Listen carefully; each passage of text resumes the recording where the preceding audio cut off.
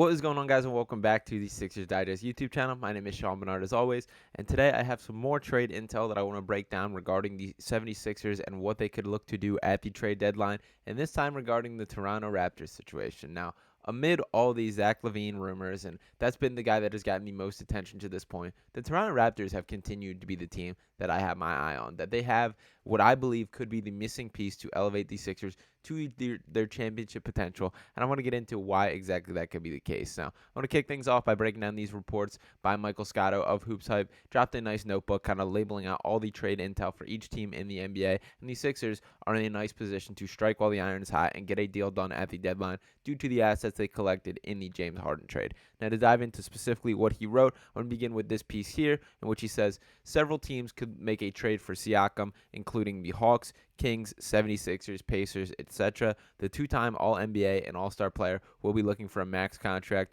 or as close to it as possible this summer, and is Hoops Hype's number 2 overall free agent. If Toronto is willing to pay up for Siakam, they'll keep him. An NBA executive opinion.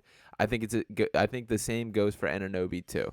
So the first thing to note here is it does feel like the Raptors are in control of this situation. And that's kind of what gives me hope, is because I don't think the Raptors have any idea what they're doing. And shout out to Ben Rogers of Raptors Digest, does some great work, but I don't think Masai knows what the game plan is. Now, it's clear that Scotty Barnes has turned into the feature piece as far as the future of this franchise, and rightfully so. That I like Scotty quite a bit. He does look to be on the proper developmental track after he had kind of a bad sophomore year, rebounding pretty strongly this year and has looked good. I think the jump shot has looked better. I think he's developed offensively. But I think what my concern with for the Raptors outlook is they really bought into this mindset of these switchable, positionless players, guys that can all handle the ball and make decisions 1 through 5. Obviously, that's partially to the way the NBA is trending, as we see all these unicorn-type talents, the Chet Holmgrens, the Victor Wembanyama's of the world, but you want each player on the court to be able to go up and get it. But I think that the Raptors kind of took it a step too far in that they did not add complementary skill sets. And that's especially the case when there's guys like Fred VanVleet walking out the door without getting a player back in return. And that's why I think the Raptors have to have a hard look with themselves in the mirror, is they're currently in a spot to really put themselves in a dangerous position as a franchise. That if you reach this offseason and OG Anunoby walks away and gets a contract something else, and Pascal Siakam walks away and gets a contract and goes somewhere else, you lose 2 of your top talented players for absolutely nothing.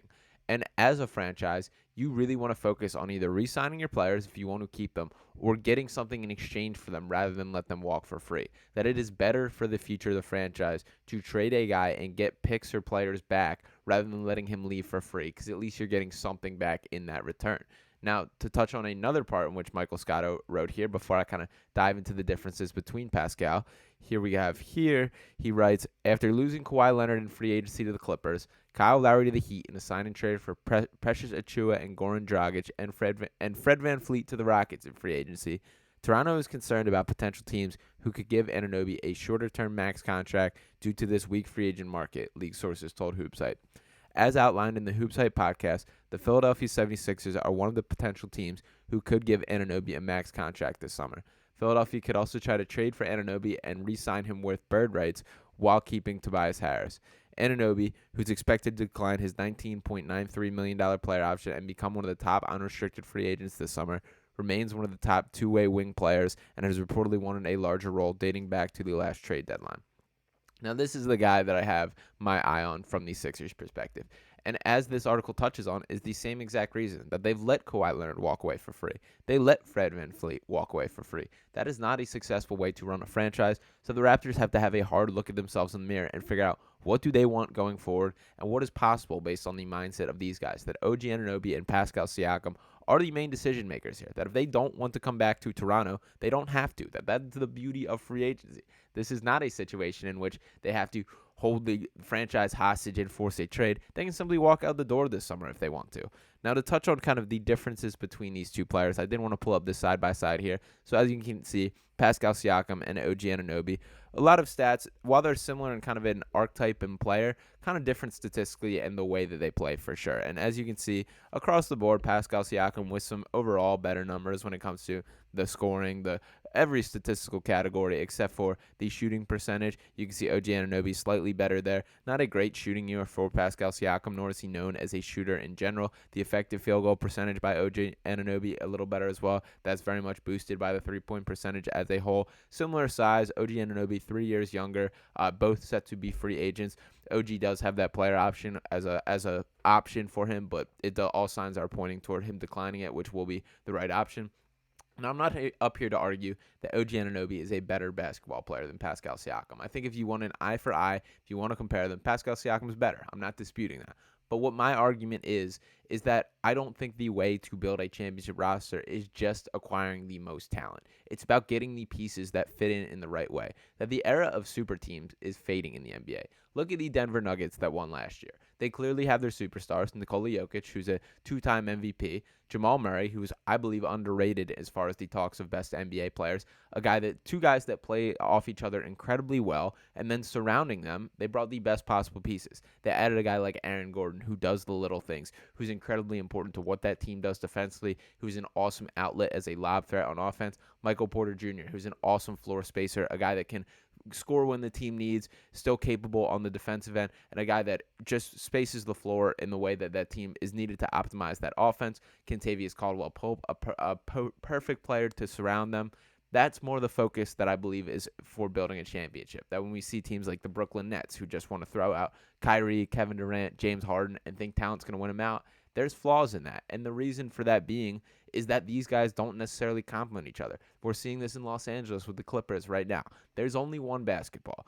Only one guy can get a shot up at the same time. That there's no way to change that. So you have to have guys that can buy in and believe. And with Pascal Siakam, I believe he's got a little more alpha in him than I believe should be the case for these Sixers. That I don't want there to be any confusion whatsoever that this team is Joel Embiid's and Tyrese Maxey is the number 2. That I'm willing to go as far as I'm not interested in having a player that could potentially view himself as higher in the pecking order than Tyrese Maxey. Because Tyrese Maxey has earned every bit of that. He's flourishing into a star, and he's still just 23 years old. He's getting better. He's only on the upcome for his career, and that should not look to be stunted by any definition of it. Now, OG Anunoby, I know that last part mentioned him wanting another role as well, but I think a closer comparison for kind of what I would see from him is a Tobias Harris-like role. Now, to compare him to Tobias Harris as a whole, you can see similar size, similar frame, but pretty drastically different in the way they play. That OG Anunoby is a better defender than Tobias Harris.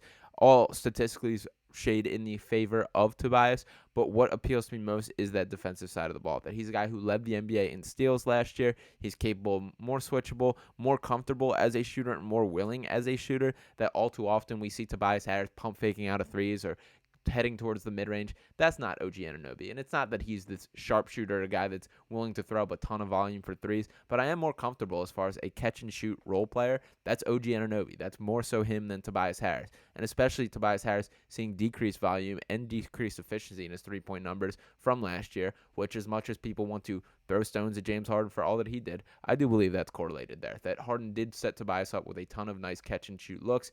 There isn't quite that player on this roster this year, and I think Tobias is suffering from that. Overall, Toby's been very good, so I don't want to be too dismissive of him, but just something to note there. And just to touch on OG Anunoby's stats as a whole, through his career, a 37.8% three-point shooter on 4.3 attempts per game. So far this season, shooting 41.5% on 6.3 three-point attempts per game. He shot 6.6 three-point attempts per game just 2 years ago. On the season, averages 14.9 points per game. He's not playing his best basketball from what I've seen from him for sure. But as I mentioned, led the league in steals at 1.9 per game last year.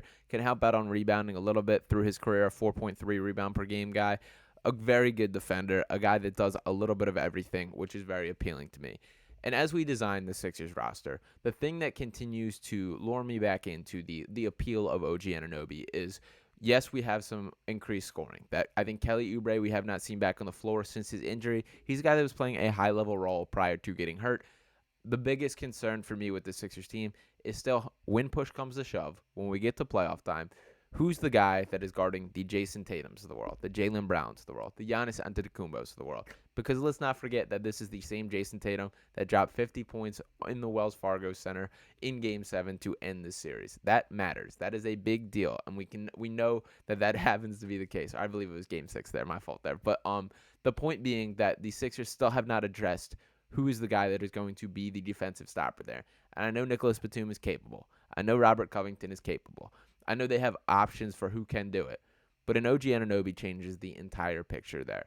And especially as this report alluded to, I do see the appeal in trading for Anunoby now, then re-signing him with bird rights. That potentially opens the door for an additional max base that if you let the Tobias Harris contract expire, the Sixers have that type of flexibility. So by attacking now, by trying to make a trade ahead of the deadline, which the Raptors also should be willing to do if he wants to leave, and those are conversations that will be had behind closed doors for sure.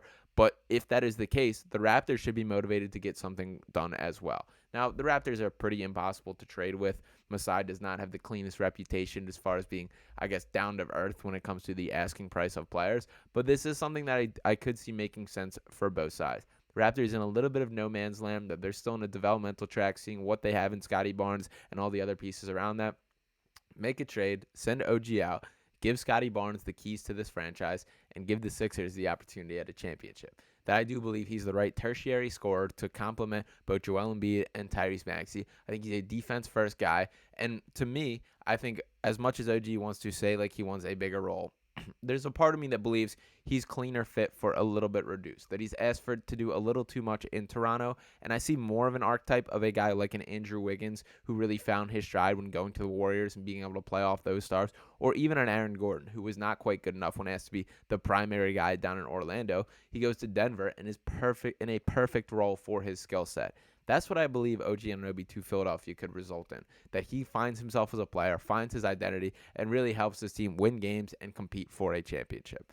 There's still plenty of time leading up till the deadline. I'm sure there'll be plenty more whispers to come out. How the next games shake out could dictate the direction for Toronto or for how OG Anunoby, Pascal Siakam, or anybody in between feels about their outlook in Toronto. But for now, these Sixers are in a great spot to sit back, pay attention, evaluate what this team's missing, and strike when the opportunity is fit. Let me know your thoughts in the comment, whether you would prefer OG Anunoby, Pascal Siakam, or have no interest in doing business with the Raptors whatsoever. Appreciate you guys for tuning in. Please don't forget to hit that subscribe button, drop a like on this video, and I will talk with you next time right here on Sixers Digest.